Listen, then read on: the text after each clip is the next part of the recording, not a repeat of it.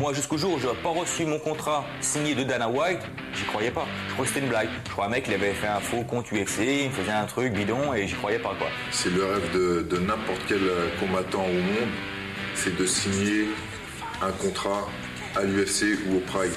Un jour, on va faire des photos, le lendemain, on va faire des vidéos. Il y a des chambres qui ont été vidées juste pour nous, pour pouvoir s'entraîner. Donc, tout est là, quoi. Je voulais pas aller là-haut à l'UFC, en donner deux, 1, 2, 3, en prendre une, et puis perdre, et puis dire, ouais, quand même, j'ai fait l'UFC. Non, pour moi, il fallait que je gagne. Si je gagnais pas, ça servait à rien. Donc, j'avais une super pression.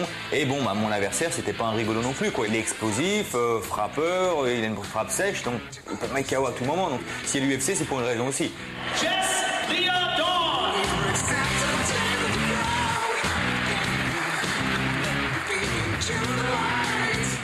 Il y avait du pipeau en plus à la weigh-in, il y avait beaucoup de monde, je crois qu'ils avaient dit qu'il y avait 2000 personnes. Donc et aussitôt, bon, ils appellent tout le monde, tu rentres, t'as les gens qui applaudissent, etc. Donc déjà, t'es dedans, quoi. T'es dedans.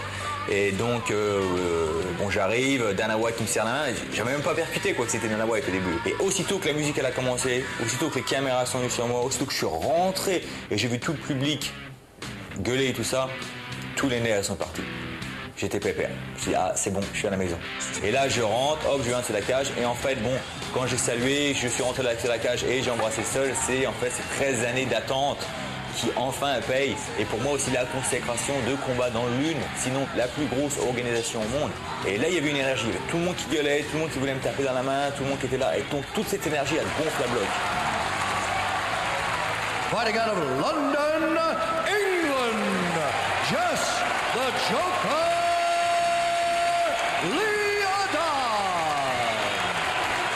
Et lorsqu'il est venu vers moi, j'ai lancé un coup de genou sauté. Et à partir de là, il m'a attrapé la jambe, il m'a amené au sol.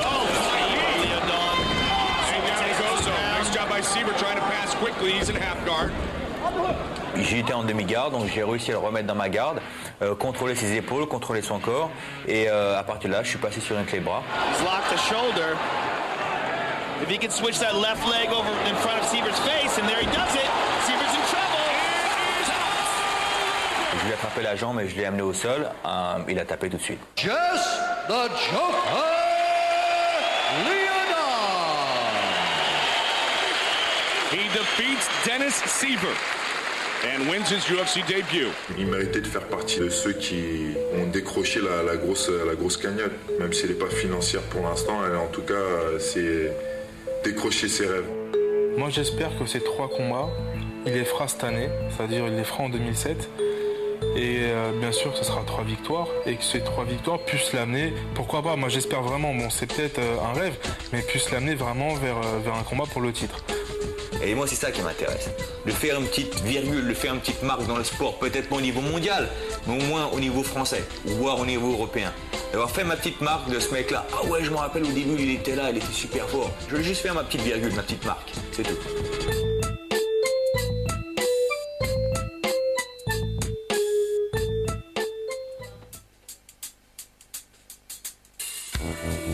Pour moi, c'est l'UFC, j'allais faire l'UFC et finir ma carrière là-bas. Et puis, ça aurait été une petite touche finale, ça aurait été sympa. Et puis, j'ai gagné. Et puis, j'ai continué. Et je me suis entraîné à Team Quest. Et les gars m'ont fait réaliser qu'en fait, j'avais mon petit niveau. Que je pouvais réaliser avec certains du top dans ma catégorie à l'UFC. Et j'ai pu le voir lorsque je m'entraînais avec des gars, voire même plus lourds que moi, mais reconnus mondialement, des gars qui avaient des ceintures à l'entraînement. Et des fois, je leur mettais un petit peu la pression. Lorsque je suis arrivé là-bas, en fait, on peut dire qu'ils m'ont détruit pour me reconstruire. C'est-à-dire que lorsque je suis arrivé là-bas, je pensais avoir un petit niveau que j'avais, et ils me l'ont dit, mais rien à voir avec, bien sûr, des Dan Anderson ou quoi que ce soit. Et donc, ils m'ont balancé un peu dans tous les coins du gym comme un sac à patates. Ce qui se passe, c'est qu'on fait 5 rounds de 5 minutes et toutes les minutes on change d'adversaire.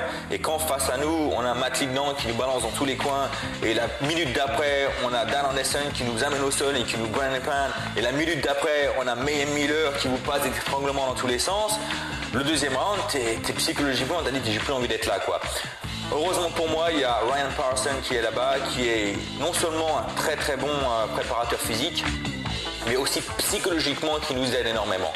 Parce que pendant la préparation, tu te fais simplement détruire. Des fois, tu as l'impression que tu ne vaux rien du tout. Tu penses plus avoir ta poitrine devant que tes hanches. Et tu le laisses contrôler tes mains. Quand tu dis, tu dois contrôler, tu vois, il contrôle mes mains. Tu dois contrôler les tiens. Dès qu'il ouvre, dès qu'il ouvre ses jambes, poitrine. Et toi, ce que tu fais, Et là, je suis plus Jess qui voulait finir sa carrière à l'UFC. Je suis un nouveau Jess qui est vraiment repris de la rage, tu vois, et qui veut arriver au top et qui veut battre les meilleurs.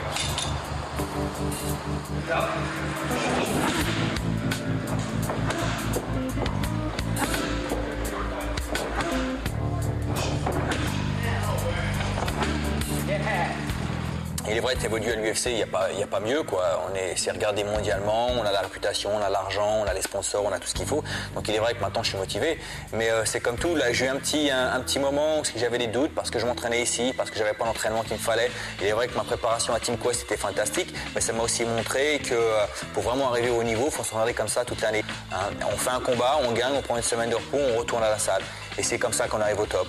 Et moi, ben non, je fais mon combat, je prends une semaine de repos et je rebosse et j'enseigne à ma salle et je fais de la paperasse et je m'occupe de mes élèves et je retourne pas à Team Quest avant 2-3 mois après. Donc c'est-à-dire que pendant toutes ces laps de temps, eh bien, je deviens pas meilleur.